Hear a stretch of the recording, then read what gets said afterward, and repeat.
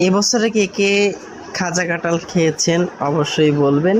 কার কি কাঁঠাল পছন্দ? তো আমার বিশেষ করে খাজা কাঁঠালটা একটু পছন্দ হয় বেশি। বাট খাজা কাঁঠালটা অনেক সময় মিষ্টি কম হয়, কিন্তু কিছু কিছু গাছের কাঁঠাল কিন্তু অনেক মিষ্টি হয়। তো আর কিছু কিছু কালারফুল আছে, ছোট ছোট খাজা স্টাইলের কাঁঠাল আছে, ওগুলোর নাম জানি না, বাট খুবই ভালো লাগে। তো এই বছর আপনারা কে কে কাঁঠাল খেয়েছেন এবং কোন মানে জাতের কাঁঠাল খেয়েছেন অবশ্যই কমেন্ট করবেন। তো আমরা এখন খাবো অস্থির কাঁঠাল, দেখতে পাচ্ছেন খুবই ভালো। বিসমিল্লাহ। কাঁঠালটা খাজা হিসেবে যথেষ্ট পরিমাণ মিষ্টি। ভেবেছিলাম মিষ্টি হবে না, বাট আমার কাছে ঠিকঠাক আছে। অত বেশি মিষ্টি খাজা কাঁঠাল হয় না, তারপরেও সুন্দর মিষ্টি হয়েছে। তো ঠিক আছে, সবাই ভালো থাকেন।